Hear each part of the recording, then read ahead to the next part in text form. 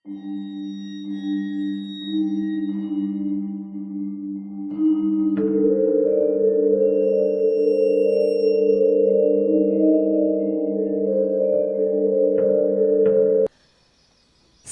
සුළං රැලි රන්වන් පාටින් බබලන කුඹුරු යායේ සිප ගනිමින් හමා ගියේ අස්වැන්න නෙලන්නට ආසන්න ගොයම් ගස් එකිනෙක පටලවමින් ගොයම් කරල් එකිනෙක ඇතිල්ලෙමින් නංවන නාදය මුළු වෙල්යාය පුරාම යම්කිසි රිද්මයානුකූල ශබ්දයක් පැතිරුවා.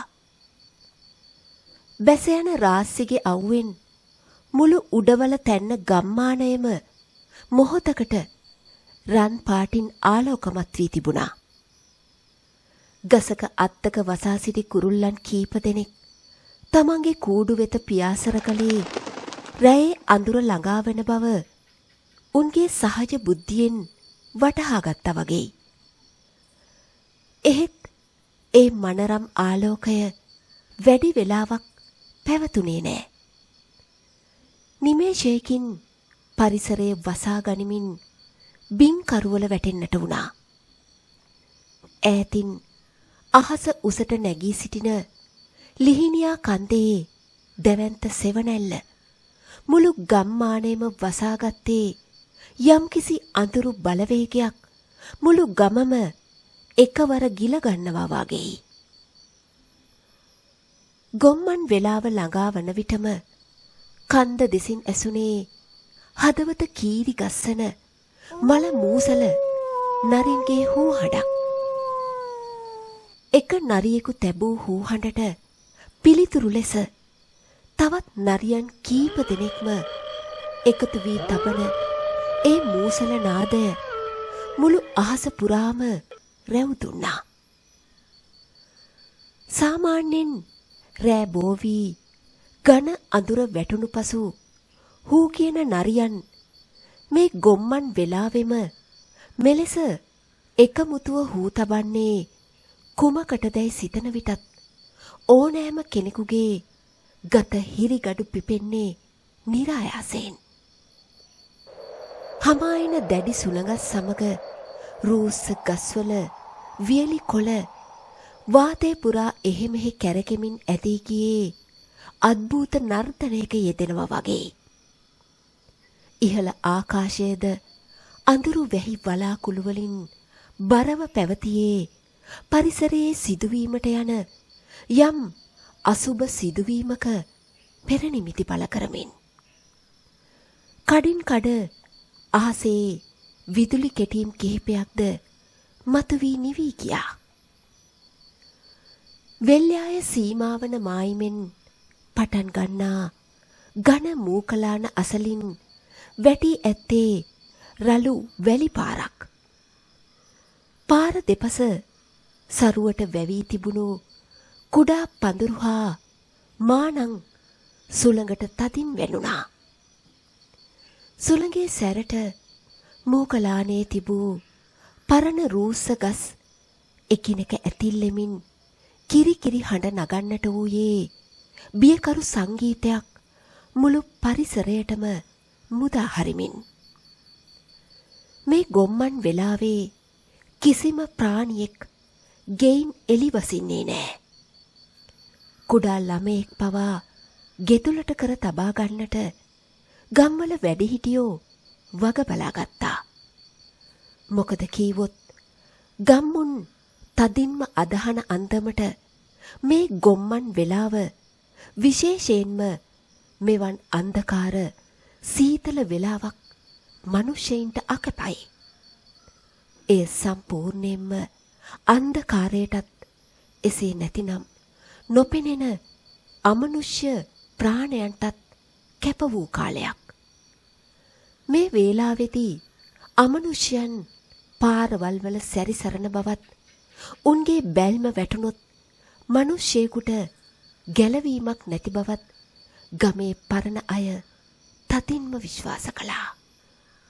එහෙත් කිසිම මනුෂ්‍යයෙක්වත් එළියට බසින්නට පවා බිය වෙන පාළු වැලි පාර දිගේ එක් අයෙක් තනියම පා ගමනින් එමින් සිටියා. පරිසරයේ ඇති සීතල සුළඟ හමද්දී පවා ඔහු මහත් කලබලයෙන් හා බියෙන් වේගෙන් ඇවිද යනවා. ඔහුගේ මුළු ඇඟම දහඩියෙන් තෙත් වී තිබුණා.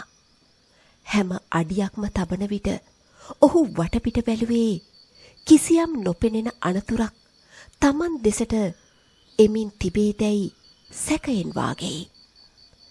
නමින් සිරිදෝරිස් වූ මොහු ගොවිතැනින් ජීවත් වෙන සාමාන්‍ය ගැමියෙක්.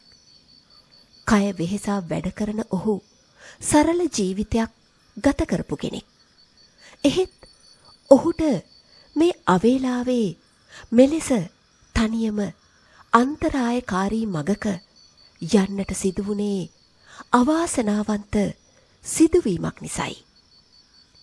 ගමට එන අවසාන බසය කඩුක්කං ඔයට පසුපසින් ඇති පාලු කනත්ත අසලදී කාර්මික දෝෂයකට ලක්ව නතර වුණා. බසයේ එන්ජිම ක්‍රියා විරහිත වූ අතර ඩිපෝවෙන් වෙනත් බසයක් එනතුරු සිටියොත් මධ්‍යම රාත්‍රිය පමණ වන බව රියදුරා පැවසුවා. වෙනත් කිසිදු ප්‍රවාහන පහසුකමක් හෝ කරත්තයක්වත් නොමැති වූ නිසා ඒ ප්‍රමාදය නිසාම සිරිදෝරිස්ට තනියම මේ රෑබෝ වූ වේලාවේ පයින්ම ගමන් කරන්නට සිදු වුණා. ඔහු මෙලෙස තකහනියක් යන්නේ තමන්ගේ මියගිය බිරිඳගේ සහෝදරයාගේ එනම් තම මස්සිනාගේ නිවස වෙතයි. මස්සිනාගේ නිවසට හදිසි අවශ්‍යතාවයකට යමින් සිටි ඔහුට අහම්බින් සිදු වූ මේ බස් රථයේ පමාව ඉමහත් කරදරයක් වුණා. කරේ රැඳී කිලිටි වූ ලේන්සුවෙන් විටින් විට නලලත සහ ගෙල වටා ගලන දහඩිය පිසිමින් යන සිරිදෝරිස් දෙස යමෙක් ඒ මොහොතේ බැලුවේ නම් ඔහුට බියවෙනු නිසකයි. සුදු සරම සහ අව පැහැ ගැන්වුණු සුදු කමිසයත් බියෙන් හා මහන්සියෙන් ගැහෙන ශරීරයත් බියෙන් විසල් වූ දෑසත් නිසා සිරිදෝරිස්ගේ මුහුණ යම් විරූපී බවක් ගෙන තිබුණා. ඔහුගේ පාමුල තිබූ කටු පඳුරුවල වැදී සරම තැනින් තැන ඉරී ගොස් තිබුණත් ඔහුට ඒ කිසිවක් ගැන සිහියක් තිබුණේ නැහැ. ඔහුට අවශ්‍ය වුණේ කෙසේ හෝ මේ පාළු මාර්ගයේ ගෙවා දමා මස්සිනාගේ නිවසට ළඟා වීමට පමණයි.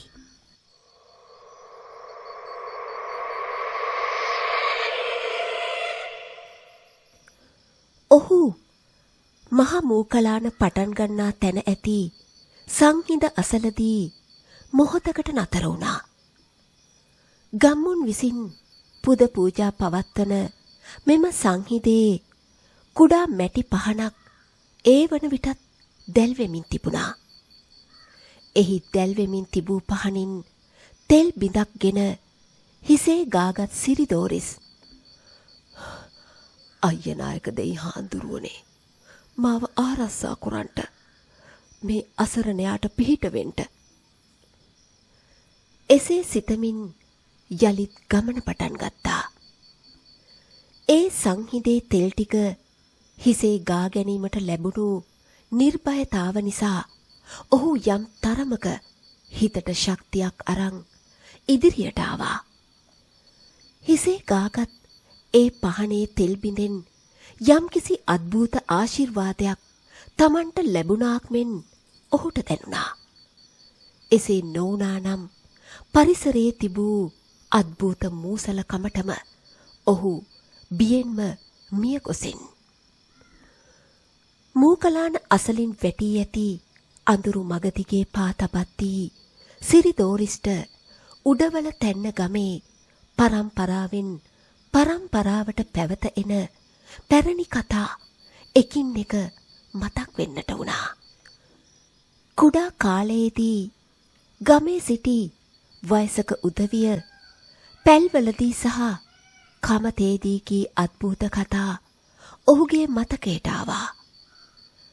විශේෂයෙන්ම ඈතින් පෙනෙන ලිහිණියා කන්දේ ජීවත් වන්නේ යයි කියන දරුණු කළු යකා ගැනත් උගේ බියකරු ස්වරූපය ගැනත් මතක් වෙන විට ඔහුගේ ඇඟ කිලිපොලා ගියා. කළු යකා යනු මිනිසයන්ගේ ලේ පිපාසිත අමාවක රාත්‍රීන් වලට පිටතට එන දරුණු යක්ෂයෙක්. එමෙන්ම අමාවක රාත්‍රීන් වලදී කන්දේ කළු යකා සහ උඩවල තැන්න කුඹුරු යායට අධිපතියයි කියන පට්ටිකාර මුදියන්සේ නැමැති බලවත් අමනුෂ්‍යයා අතර සිදුවන දරුණු සටන ගැනත් ඔහු ඕනෑතරම් අසා තිබුණා.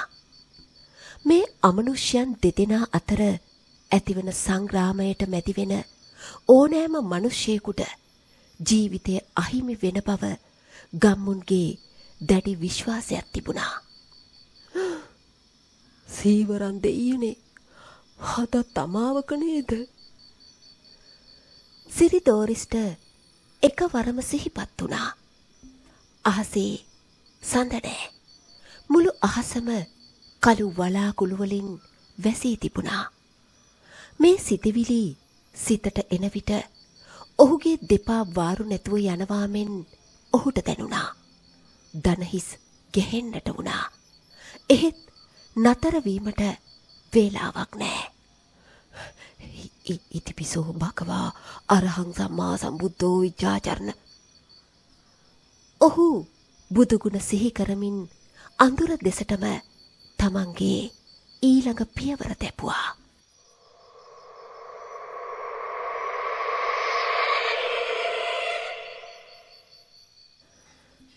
මේ වන විට සිරිදෝරිස් පැමිණ සිටියේ ඔහු යා යුතු සම්පූර්ණ දුරෙන් අඩක් පමණයි. ඉදිරියට යෑමට තවත් විශාල දුරක් ඉතිරිව තිබුණා. ඝන අන්ධකාරය දැන් මුළු වෙල්යායම ගිලගෙන අවසන්. දෙපසින් ඇති දැවැන්ත මූකලාන අහස උසට නැගුණු කළු පැහැති ප්‍රාකාරයක් මෙන් පෙනෙන්නට වුණා.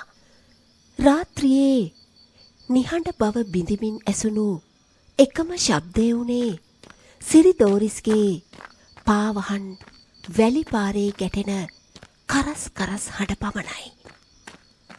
වෙනදාට ඇසෙන රැහැයියන්ගේ නාදයක් හෝ වෙනත් කිසිදු නිසාචර සත්වයෙකුගේ හඬක් හෝ මේ ඝන අන්ධකාරයේ අසන්නට නොලැබීමම ඔහුගේ සිතට රැගෙන ආවේ මහ මූසල බවක්. තවත් යාර 10ක්වත් ඉදිරියට යෑමට තබා සිතන්නටවත් ඔහුට වේලාවක් ලැබුණේ නැහැ. හදිසියෙම මූකලාන තුලින් අතිශය භයානක ශබ්දයක් ඇසෙන්නට වුණා. එය හරියටම අලි රංචුවක් එකවර කැලේ කඩාගෙන බිඳගෙන එනවා මෙන් දැවැන්ත රෝස ගස්වල අතු ඉති කඩා හැලෙමින් මහ පොළව දෙදරුම් කවන ශබ්දයක්.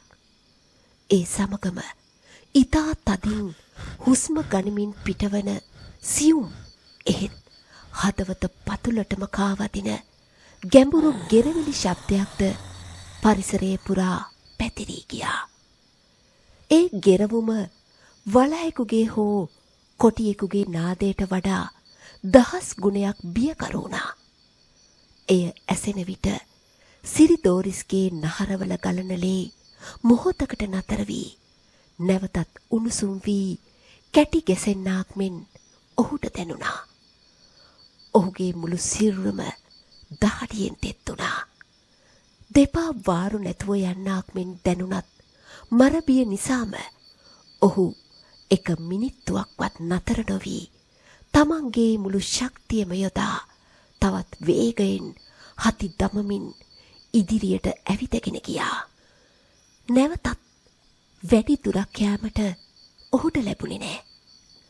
එකවරම මූකලානේ ඝන අන්ධකාරයේ මැදින් වෙල්යායේ දෙසට දැඩි සීතල සුළඟක් හමා ගියා.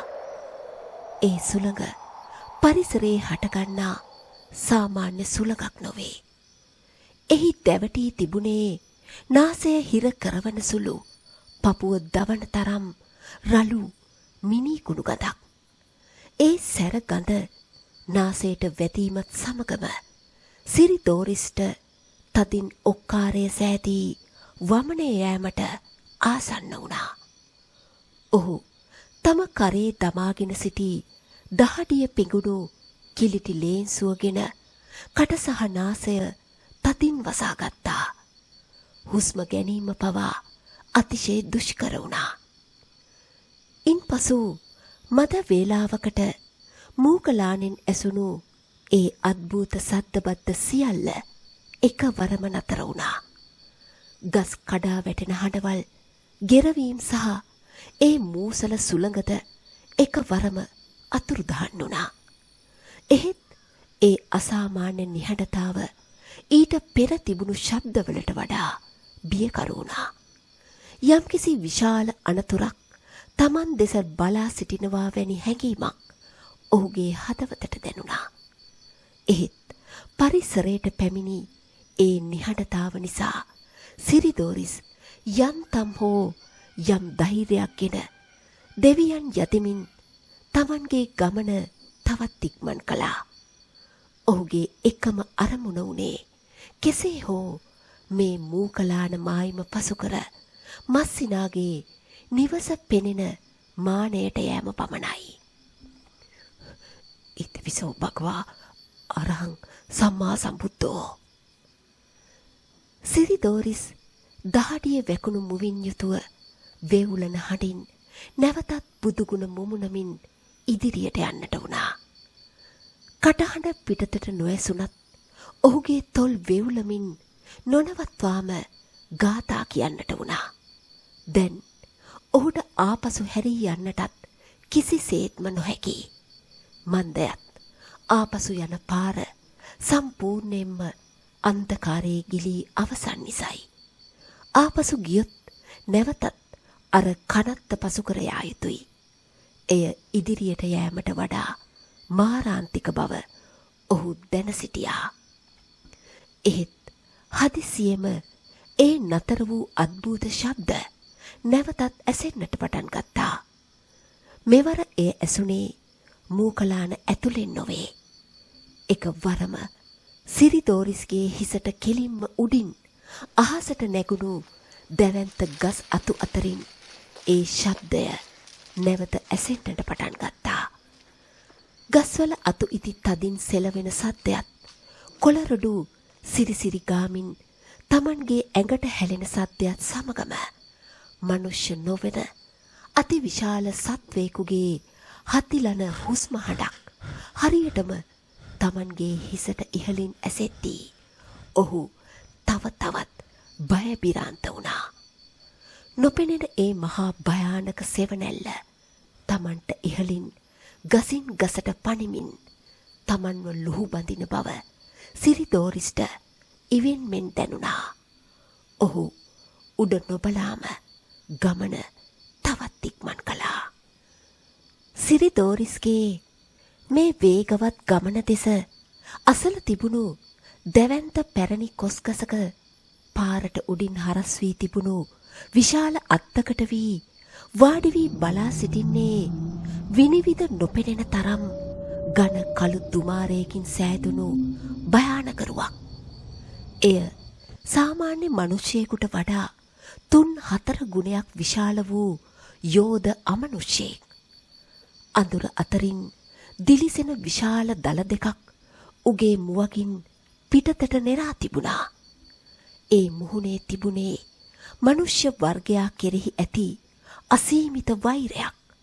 ගිනි අගුරුමෙන් දිලිසෙන රතු වූ දෑසින් යුතුව කිසිදු අනුකම්පාවක් නොමැතිව ඒ යක්ෂයා පහලින් දිව යන අසරණ වූ මේ මනුෂ්‍ය ප්‍රාණියා දෙස ගිජු ලිහිණියෙකු මෙන් බලා සිටියා. සිරිදෝරිස් කොස්ගස යටට පැමිණෙනවත් සමගම කොස්සත්ත උඩ සිටි ඒ කළු යක්ෂයා එකවරම කන් බිහිරි කරවන තරමේ ഘෝෂාකාරී හඬක් නගමින් සිරිදෝරිස්ගේ හිසට කෙලින්ම පහළට පැන්නා. ඒ හඬට මුළු මූකලානම දෙතුරුම් කෑවා. සිරිදෝරිස් ඒ මොහොතේම තමන්ගේ ගමන අවසන් යයි සිතා මහා හඬින් කෑ ගසමින් බියෙන් දෑත් හිස වටා බැඳගෙන දන ගසා ඇස් පියාගත්තා. ඔහුගේ සිතට තමන්ගේ මියගිය බිරිඳගේ මුහුණ පවා එක තප්පරයකින් මැවී මැකී ගියා. තමන්ගේ ආයුෂ ඉවරයයි ඔහුට සහතික වුණා.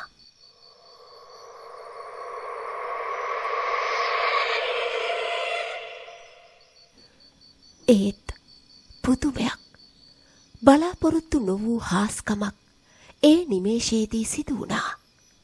යක්ෂයා සිරිදෝරිස්ගේ ඇඟට පැන තම නියපුතු වලින් ඔහුව ඉරා දැමීමට තැත් කළත් යක්ෂයාට ඒ මනුෂ්‍යයාගේ එක රෝමයක්වත් සෙලවීමට හැකි වුණේ නෑ.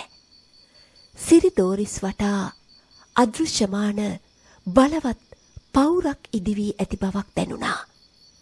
යක්ෂයාගේ දැවැන්ත ශරීරය කිසියම් නොපෙනෙන අති ප්‍රබල බලවේගයක තදින් වැදී අඩි ගාණක් ඈතට වීසි වී ගියා.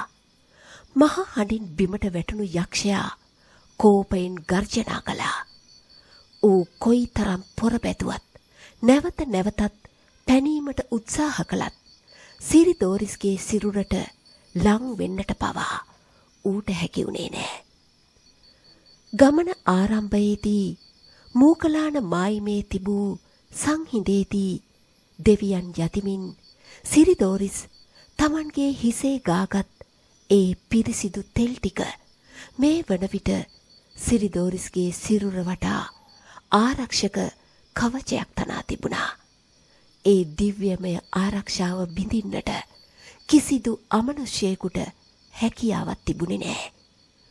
බියෙන් දැස් පියාගෙන සිටි සිරිදෝරිස් තමන්ට කිසිදු අනතුරක් නොවුණු බව තේරුම්ගෙන දෙනෙත් විවර කර බැලුවා. ඉදිරියෙන් සිදුවන්නට යන මීළඟ භයානක සිදුවීම ගැන ඔහුට කිසිදු අවබෝධයක් තිබුණේ නෑ. තමන් වටා ඇති අදෘශ්‍යමාන පවුරක හැපී වීසි වී ගිය කළු යක්ෂයා නැවතත් වියරු වැටි ගර්ජනා කරමින් නැගී සිටින හඬ සිරිදෝරිස්ට පැහැදිලිවම ඇසුණා. පිටුපසින් කොතරම් දරුණු බිහිසුණු ශබ්ද ඇසුණත් මරණීය බයෙන් වෙලී සිටි සිරිදෝරිස් එක පාරක්වත් පිටුපස හැරී බැලුවේ නෑ. පිටුපස හැරී බැලුවොත් ඒ භයානක දසුනෙන්ම තමන්ගේ පපුව පැලී මිය යනු ඇතැයි ඔහුට සිතුණා. එහෙත් ඔහුට ඉදිරියට දිව යෑමට ලැබුණේත් අඩි කීපයක් පමණයි. පිටුපසින් එන නොපෙනෙන අමනුෂ්‍ය ශබ්දවලට වඩා ඉදිරියෙන් එනම් වෙල්යාය මායිමේ අන්ධකාරය දෙබෑ කරමින් ඉතා වේගයෙන් ඇදෙන වෙනත් අද්භූත කළු මිටි රුවකට සිරිදෝරිස් දැඩිසේ බය පිරාන්ත වුණා. ඒ කළු මිටිරුව සාමාන්‍ය මනුෂ්‍යයෙකුට වඩා මිටි වුණත් උගේ උරහිස් අසාමාන්‍ය ලෙස පළල්ව යෝධ ශක්තියක් ගැබ්වී ඇති බවක් පෙනෙන්නට තිබුණා. ඌ ඇඟ පුරාම මඩ සහ පස් තවරාගෙන සිටියාක් මෙන් පෙනුණු අතර උගේ දෑස්ත අඳුර මැදින් දිලිසුනේ කෝපයෙන් දැවෙන ගිනි දැල් දෙකක් වගේ. මුළු පරිසරයම දෙවනත් කරමින් ඒ කළු මිටි රුවද අතිශය වේගයෙන් සිරිදෝරිස් සිටින දෙසටම දිව ආවා. අනේ දෙවියනේ, මට අද බේරුමක් නෑ. එක යකෙක් පස්සෙන් අනික් යකා ඉස්සරහින්. සිරිදෝරිස්ගේ හදවත කීරි ගැසී ගියා. ඔහුගේ දෙපා වාරු නැති වී ඔහු වැලි පාර මත දනින් වැටුණා. තමන්ගේ අවසාන මොහොත එළඹ ඇති බවට ස්ථීර කරගත්තා. එහෙත් සිරිදෝරිස් අසලටම පැමිණි ඒ භයානක කළු මිටිරුව බිම වැටී සිටි අසරණ මනුෂ්‍යයා දෙස එක බැල්මක්වත් හෙළුවේ නෑ. ඌ එක වරම සිරිදෝරිස්ගේ හිසට උඩින් අහසට යෝධ පිම්මක් පැන පිටුපසින් වියරුවෙන් පන්නාගෙන අනිත් දැවැන්ත යක්ෂයා දෙසට කඩා පැන්නා. යක්ෂයන් දෙදෙනා ගුවනේදී එකිනෙකා හා ගැටෙන ශබ්දය හරියටම අහස ගුගුරමින් මහා හෙනයක් බිමට පතිත වූවාක් මෙන් භයංකාර වුණා. ඒ ගැටුමේ වේගයට අවට වැටී තිබූ ගස්වල කොළරොඩු කුණාටුවකට හසු වූවා වගේ ඇවිස්සී අවට පැතිරී ගියා. අසරණ මනුෂ්‍යයා තමන්ගේ මුළු ශක්තියම යොදවා නැවතත් දෙපයින් නැගී සිටමින් ඉදිරියට වේගයෙන් දුවන්නට වුණා. ඔහු ඒ මොහොතේ එක දෙයක් පමණක් හොඳින්ම දැනගත්තා. ඒ තමන් මේ වන විට උඩවල තැන්න ගමම බියෙන් සලිත කරන දරුණු අමනුෂ්‍යයන් දෙදෙනෙකුගේ සංග්‍රාමයක් මැදට අහම්බෙන් මැති වී ඇති බවයි. පිටුපසින් මූකලානම දෙදරුම් කවන තරමේ ගර්ජනා හඬවල් එකින් එක ඇසෙන්නට වුණා. දැවැන්ත රූස්ස ගස්වල අතු ඉති කැටී බිඳී වැටෙන හඬවල්, පොළවේ අඩි හප්පන හඬවල් සහ ලේ සීතල කරන අද්භූත වේදනාත්මක ගෙරවුම් ශබ්ද මුළු පරිසරයම වෙලාගත්තා. ලිහිණියා කන්දේ කළු යකා සහ කුඹුරට අධිපතියයි සැලකෙන පට්ටිකාර මුදියන්සේ අතර සෑම අමාවක රාත්‍රියකම තමන්ගේ බල ප්‍රදේශ සම්බන්ධයෙන් සිදුවන ඒ දරුණු සාම්ප්‍රදායික සටන අද ආරම්භ වී තිබුණා. පට්ටිකාර මුදියන්සේ වෙල්යායේ සිට මූකලාන මායිමට පැමිණියේ කන්දේ කළු යකාට තම සීමාවට ඇතුළු වීමට ඉඩ නොදෙන්නටයි. ඒ මහා අමනුෂ්‍ය ගැටුම මැදින් සිරිදෝරිස් දිවි ගලවා ගැනීමට මෙන් පපුව පුපුරා යන තරමේ වේදනාවක් දැනෙද්දිත් නොනවත්වාම දිව ගියා. ඔහුගේ ඇස් ඉදිරිපිට ඈතින් කුඩා එළියක් දිස්සුණා. ඒ තම මස්සිනාගේ නිවසේ දැල්වෙන ලාම්පුවේ ආලෝකයයි. අවසානයේ තමන්ගේ ජීවිතේ ගැන තිබූ අවසන් බලාපොරොත්තුව සමග එතනට දිවගිය ඔහු අධික බිය සහ මහන්සිය නිසා තම දෙපා සම්පූර්ණයෙන්ම වාරු නැති වී යද්දී මස්සිනාගේ ගෙවත්ත මායිමේ ඇති ලී කඩුල්ල අසලදීම සිහිසුන්ව බිම ඇත වැටුණා.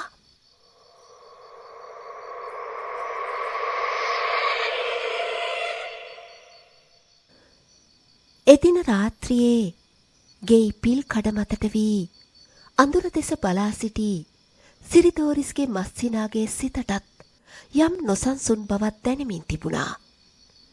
ඈත මූකලාන මායිමෙන් විටින් විට ඇසුණු නරියන්ගේ හූ හඬවල් සහ අමුතු සුළං හැමිල්ල නිසා ඔහු සිටියේ දැඩි විමසිල්ලෙන්.